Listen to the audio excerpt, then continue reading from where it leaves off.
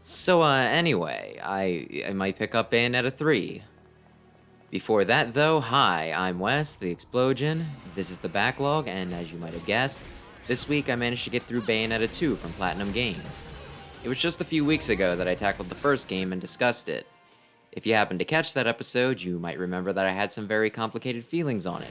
Being very miserable when playing it and having a ton of issues, but not holding it against the game, since it seemed designed to be unreasonably hard, and could understand not only why some would love it, but also some ways that the issues could have been mitigated.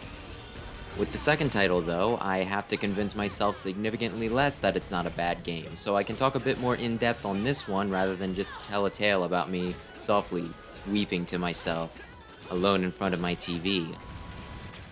Given that this is the second game, the plot follows the first and serves as a good sequel, and yet also kind of acts like a... well, never mind. The big thing is that I thought it was pretty interesting. It starts off with some exposition that plays during the can't lose this fight, so just treat this as a beat 'em up and experiment with the controls section. Talking about the two eyes of the world again, and the god that created them and granted humanity free will. The kind of stuff that will be important later.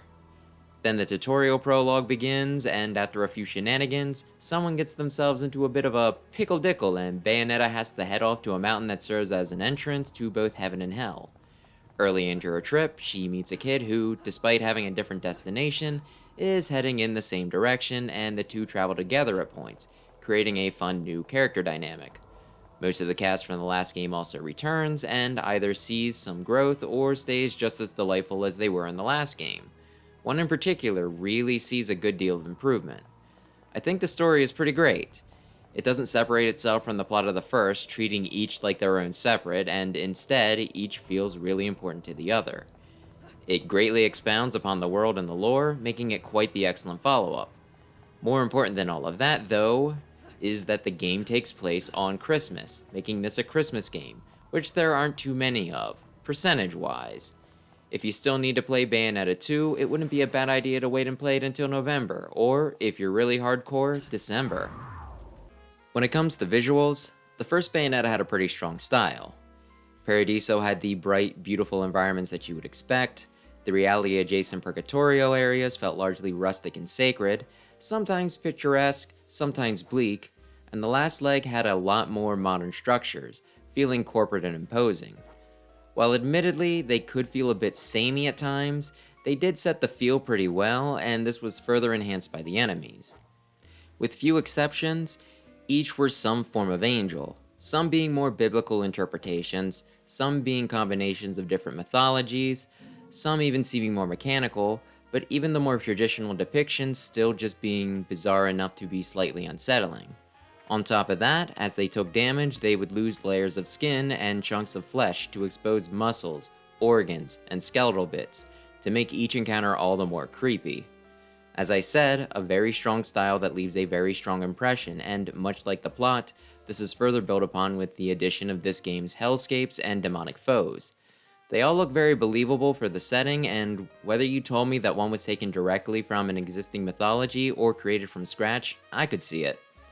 They've also managed to make the new enemies feel simultaneously like the opposites of the established angelic ones, and like the two also go together. In other words, I think the character designs are great, and it feels like the team brought a lot of passion to their jobs. In the first game, some of the fights could start feeling a bit repetitive, so effectively doubling the enemy stable did a lot to break up the monotony. As for the music, it's still pretty jazzy and jaunty at times, foreboding and imposing at others, though it doesn't have the previous game's rendition of Fly Me to the Moon, which is a little disappointing. Probably license issues. It has another track that seems to be trying to do the same thing, but doesn't quite pull it off. Not a bad track list, that one song just really did it for me. As for gameplay, it's largely the same as the last one. You travel through areas each chapter, and when you come upon an enemy encounter, barriers form and you're forced to fight until you clear them out. You have your jumps, your guns, your light or punch attack, and heavy or kick attack, and these can be strung into combos.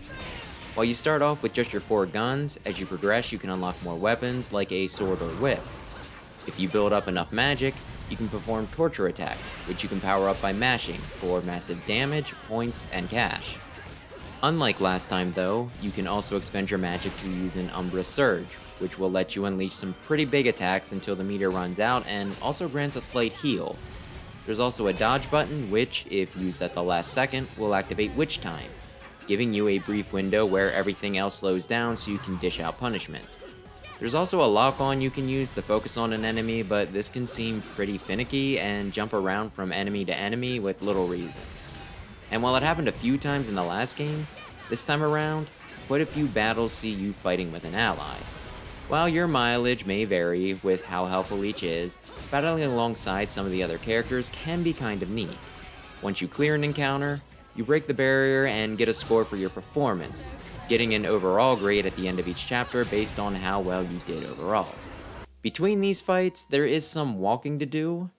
The way forward is normally pretty straightforward, but if you explore a bit off the beaten path, you can often find power-ups to increase max health and magic, extra fights to build your score, refills, cash, and other collectibles. There are also a few basic materials to pick up that you can combine to make recovery items. There are a few hidden portals as well, some taking you to challenges with various conditions that you can complete for rewards, and a shop where you can buy power-ups, items, extra moves, cosmetics, and equipables. Overall, the game seems a lot better constructed this time around. Beyond the few extra options they give, there's less spots where you have to activate an action trigger that requires searching around for the sweet spot. There's less QuickTime events that ambush you, and the few that remain typically take place at the end of a big battle to wrap things up rather than being obtrusive. The controls also seem much more fluid and easier to pick up, but that could be due to another aspect that I'm having trouble with. Difficulty. I find it really hard to pin down for this game. To look at the facts, in the first game, I won by repeatedly throwing myself at each chapter, dying and continuing as many times as it took to get me to the next. It felt mean, it felt unfair, it felt cruel and unusual, and frequent checkpoints with unlimited continues were the only things that redeemed it. Here though, I slammed through the game pretty handily, only getting game over once because I looked away from the screen just long enough when I thought I had won and ate it when a mashing prompt popped up, and since I just restarted the chapter, I essentially got through the whole game without a continue. I can see a few reasons for this. First, since I cleared the previous game just a few weeks ago, I was battle tested and was more prepared to pick up the mechanics this time around. Second, I was a lot more willing to use my recovery items since doing so would help me through, unlike the last game where I would just save them for sections that I couldn't get through by simply continuing. Third, and perhaps most significant, I kinda think they might have pulled a Mega Man 2 or Fire Emblem with this one. What I mean by this is purposefully relabeling your difficulty settings to meet the expectations of your perceived audience because you don't have much faith in them. Mega Man 2 did this by calling the default difficulty hard and adding in a normal mode where everything died easier. Fire Emblem has done similar things for Western audiences. In Bayonetta, you started out with 3 difficulty settings, normal, easy, and very easy, with higher ones being unlocked by clearing the standard. I really hate playing easy due to taking myself too seriously, so I went with normal and it beat my ass. It really felt like it should have been labeled hard, and my enjoyment of the game suffered greatly because of my choice. This time, they start you off with First Climax, for those who want to experience the story, Second Climax, for those familiar with action games, and Third Climax, for those looking to experience thrilling battles. Second Climax sounded the most appropriate for me, not being the best at the game, but playing enough in the genre to have a bit of confidence, and as I said, I largely creamed it. And of course I did. Which time was easier to activate, it being more in line with when I thought it should work. The enemies ganged up on me less, they weren't as aggressive, and I didn't get stun locked nearly as often. With all these things working in my favor, how could I not come out on top? In most of the other Platinum games I played though, the hardest setting you can typically start with is what the creators consider the standard, so I have a sneaking suspicion they might have renamed the levels to put less pressure on people to choose normal, or what I believe Third Climax might have been in this case. This leaves me with very mixed feelings. On one hand, the game felt much more fair and doable, and I had a much better time playing through it. On the other, things felt a bit too easy. I think I would have liked the difficulty between this one and the one I dealt with last time. I wanted my teeth loosened, maybe even a few knocked out, but I didn't want a full-on curb stomp. You get what I mean? It also feels a bit patronizing to do things this way, and one of the things I hate most is being condescended to. Then again, maybe I'm being too cynical here. Maybe they wanted to make the game more accessible and thought that the old labels were too archaic. Or maybe they got enough feedback to feel out a level of challenge more in line with your average player. While I am curious as to what third climax would have had in store for me, and whether I'm just being paranoid about them changing the names of things or not, I can't deny that I did have a much better time with the sequel than I did with the original, and went from having a begrudging, if somewhat conditional, respect for the series to actually liking, bordering on liking it. And hey, while the first had promised this for beating normal but I never saw it, clearing second climax actually did unlock me a new character. So yeah, Bayonetta 2. I'd say it's superior in every way to the first game, minus the omission of Fly Me to the Moon. The game improved on everything I already liked about the first, and it also feels like every single one of my previous gripes were fixed in this one. While it's natural to improve the more you keep at something, I'm honestly impressed by how much growth there has been between just two titles. I don't know if I'll get it at launch date, but like I said at the start of the video, I think I will end up getting Bayonetta 3 thanks to this game making me a believer. It might be a little awkward to pick this one up without having played the first, at least plot-wise, but if you have and you liked it, this is an easy recommend. And if you did but it didn't quite click with you, maybe give this one another look. I promise it's a pretty big improvement. And if you have played both, what do you think? Am I the only one who wasn't a big Bayo person until the second time around?